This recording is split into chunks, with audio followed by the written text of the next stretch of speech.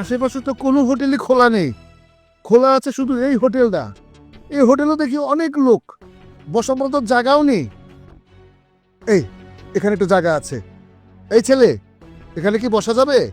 হ্যাঁ আপনি বলবেন, আমার সমস্যা নেই তো বল।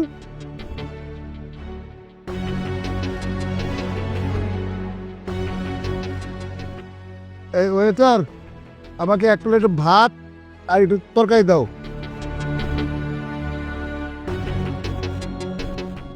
এই ছেলে এভাবে খাবার খাচ্ছ কেন? খাবারটা একটু ভদ্র মতো খাও, একেবারে অসম্ভব মতো খাবার খাচ্ছ কেন? স্যার আমি রিক্সাওয়ালা তো, ওই মনের আনন্দে ভাত খাইতেছি, আর আমার কাছে এটাই ভালো লাগে স্যার।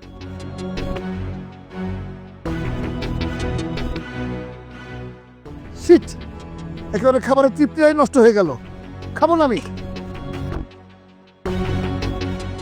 স্যার আপনি খাবার খাবেন না? না, আমি খাবার খাবো না। তাহলে কি আপনার খাওয়ার না আমি খাইলাম?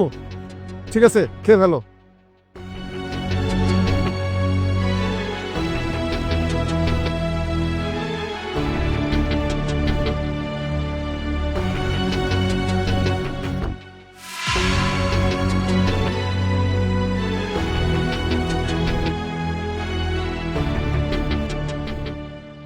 স্যারে ব্যাগ ডাকাই খেয়ে গেল। কি আছে এটার মধ্যে? মনে হয় মূল্যবান কোনো জিনিস নাই, নাহলে এটার এর হালাই থুয়ে যাইব কা। আরে এটা দিয়ে ব্যাগ বড় টাকা। ভালো হয়েছে, এটাকে বলে আমি রাইখা দেবো, আমার লাইফ পরিবর্তন হয়ে যাবে। ভালো হয়েছে।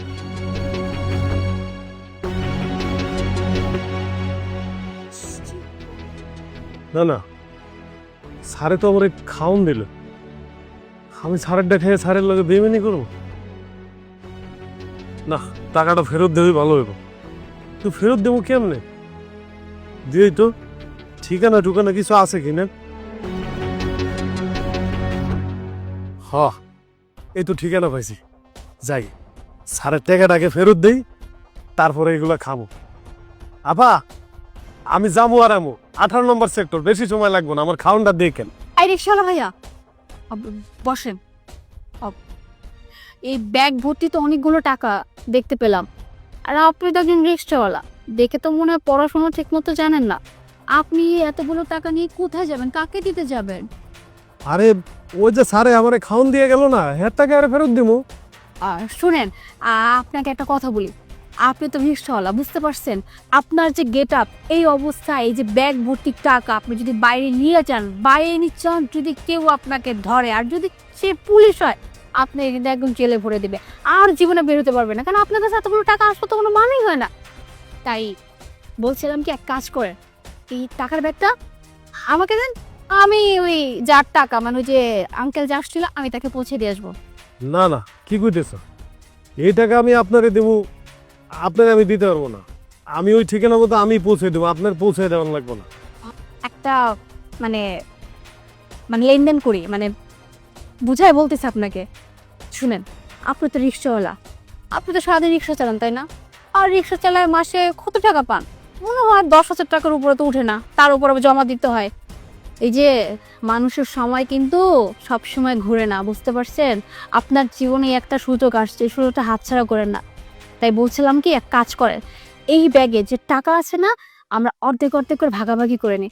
আপনাকে অর্ধেক দিব, আমি অর্ধেক রাখবো। তাতে করে কি হবে, আপনি পুরো জীবনটা মানে সেটেল, মানে একদম পুরো জীবন আপনি বসে খেতে পারবেন, আপনার রিক্সা চালাতে হবে না। তাই বলে কি, এই টাকাটা না দিয়ে টাকাটা আমরা ভাগাভাগি করে নিই। আভা, আপনি তো মানুষটা অনেক খাচ্চর, মাইন্ডসেট টাকা আপনি মাইরে খাইতে চান, কি কইতেছেন? এইটা এনে রাইখা গেছে, টাকাটা আমি পাইছি, এটা আমার কাছে আমানত। শোনেন, কারো টাকা মাইরা খাওয়ার মতো শিক্ষা আমার মা বাপে দেয় নাই, পড়াশোনা করি নাই, কিন্তু এমন শিক্ষা পাই নাই যে মানুষের টাকা মাইরা খামো। জান, আপনার ভাত টাত কিছু দেওয়ান লাগবো না, আমি পরে লইয়া খামো, আমি টাকাটা ছাড়ে দিয়ে আই। আরে যা যা, আসছে সততা দেখাইতে, চালায় তো রিক্সা, রিক্সাওয়ালা। এরা গরিব গরিবই থাকবে, এই যে ব্যাগটা নিয়ে যাবে, তারপর কি করবে, ওই দয়া করে 500 থেকে 1000 টাকা নোট ধরে দিবে, আর এটা পেয়ে একদম খুশিতে নাচতে নাচতে চলে দেবে। যত ছোট লোক জানি কোথাকার। এই মামা দাঁড়াও দাঁড়াও দাঁড়াও, মামা তুমি তো 12 নম্বর সেক্টরের ওদিকে যাচ্ছ না, আমাকে একটু 12 নম্বর নামিয়ে দিবে? আপা আমি একটা কাজের মধ্যে আছি, এখন আমি আপনারে নিয়ে যেতে পারবো না। আরে এমন করছো কেন? তুমি তো খালিই যাচ্ছ, আর তোমাকে আমি টাকা বাড়িয়ে দিব, কোনো সমস্যা নাই। আমার ইম্পর্টেন্ট অনেক কাজ, একটু নিয়ে যাও না। আপা আপনি আমারে দেখতেছেন আমি খালি যাইতেছি, কিন্তু আমার মাথার উপর অনেক বড় একটা বোঝা আছে। এটা কাজটা কমপ্লিট না কইরা আমি আপনার লয়ে যাইতে পারবো না। আপনি একটু সাইড দেন।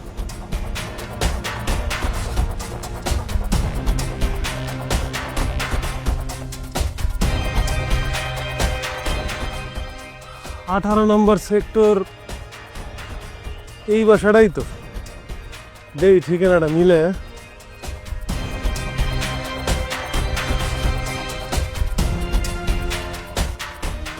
হ ঠিকই আছে, যাই ভিতরে যাই ব্যাগটা দিয়ে আই।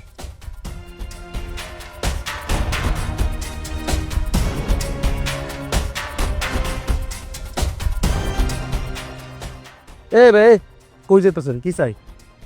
ওই ভাই আমি একজন রিক্সাওয়ালা, এই আপনার অফিসের যে বস হ্যাঁ লাগে আমি একটু দেখা করো। আপনি রিক্সাওয়ালা, আপনার অফিসে বসলে কাম কি? ওই যে হ্যাঁ লাগে একটু জরুরি কাম আছে, আপনি একটু হ্যাঁ লাগে দেখা করানোর ব্যবস্থা করে দেন। না না, দিতে যাওয়া যাবো না। কারোর পানি তো ছাড়া কারোর ভিডিও দিতে যাবো না। যান তারে যান, 7 জন বেড়াবো তখন দেখা করুন। যান ভাই দেন না, এই কামটা হ্যারও কাজে লাগবে। আপনি একটা কাম করেন, হ্যাঁ একটা মোবাইল করেন না, কোন যে একটা লোক আছে হ্যার লগে দেখা করবো, দেখেন এক যে পাড়ায় দাও। স্যারের ফোন দিব মিয়া। ঠিক আছে। হ্যালো, আসসালামু আলাইকুম স্যার। ওয়ালাইকুম আসসালাম। ওই একটা লোক আইছিল স্যার, লুঙ্গি গামছা পরে রিক্সাওয়ালা, আপনার লগে নাকি জরুরি কথা করবো, দেখা করবো। ওনাকে ভিটে পাঠাবো? আচ্ছা ঠিক আছে, পাঠিয়ে দাও। আচ্ছা ঠিক আছে স্যার, সালাম। যান। আসসালামু আলাইকুম স্যার। ওয়ালাইকুম আসসালাম। এই তুমি সেই ছেলেটা না, ওই যে হোটেলে গিদরের মতো ভাত খাইলে? তোমার ওই গিদ্রামি দেখে আমি ভাত খেতে পারলাম না, আমি ভাত তোমাকে দিয়ে চলে আসলাম। তুমি সেই ছেলেটা না? এখানে আসছো কেন? এখানে কিভাবে এলে? স্যার ওই যে আইসি, আপনি আমার লগে ওই যে ভাত খাইছিলেন না, এই সময় এই যে একটা ব্যাগ আপনি হালাইছেন, ধরেন আপনার ব্যাগ আপনি ধরেন। এটা তো আমার ব্যাগ।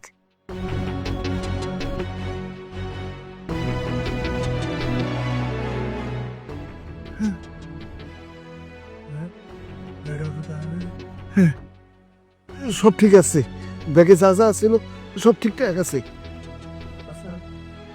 আচ্ছা তুমি আমার একটা কথা বলো তো, তুমি কি আমার ব্যাগটা খুলে দেখছিলা? ব্যাগের ভিতরে কি আছে? হ স্যার আমি খুলে দেখছি, এটার মধ্যে ব্যাগ ভরা টাকা। তো কি হয়েছে? ব্যাগ ভর্তি টাকা দেখেও তুমি এই টাকাটা নিজের মনে করলে না? তুমি তো ইচ্ছা করলে এই টাকাটা নিয়েও চলে যেতে পারতে। স্যার আপনি একটা কথা কইলেন, আমার মা বাবা কি আমার এই শিক্ষা দিছে? আমি কি লেগে আপনার টাকাগুলা নিমু? আর আপনি তো আমার ভালো পাইছেন, ভালো পাই আপনি মুরগি রান দিয়ে আমার ভাত খাইতে দিচ্ছেন না? মুরগি রান দিয়ে ভাত খাইতে আমার খুব মজা লাগে। আপনার খাইয়া আমি আপনার গলায় চাকু মারমু, আপনার এটা বিশ্বাস হয় স্যার? আপনি তো আমার গিদার মানুষ কন। ঠিক আছে স্যার, আপনার টাকা আপনি বুঝে পাইছেন, আমি গেলাম। এই ছেলে দাঁড়াও, কোথায় যাচ্ছ তুমি? তোমার তো সাহস অনেক বেড়ে গেছে। তুমি কি মনে করছো তুমি বললেই তোমাকে আমি এখান থেকে যেতে দেবো? স্যার এইটা কিন্তু আপনি ঠিক করতেছেন না। আপনার ব্যাগটা আমি ভালো পাই আপনার কাছে ফেরত দিলাম, আপনি এমন ভাবে কইতেছেন আমি যেন আপনার ব্যাগটা চুরি করছি, আপনি আমার পুলিশ দিয়ে ধরাই দিবেন। আমার এই 60 বছর জীবনে আমি অনেক দেখছি, এখন মানুষ 10 টাকা পাইলেও ফেরত দেয় না, সেখানে তুমি এই লক্ষ লক্ষ টাকা দেখেও সেই টাকা তুমি আমাকে ফেরত দিতে আসলে? বাবা আমি তোমার সততা দেখে সত্যি মুগ্ধ হয়েছি। তোমার মতো সৎ মানুষ এই যুগে আর দেখা যায় না বাবা। তুমি একটা বিরল ঘটনা ঘটালে আজকে।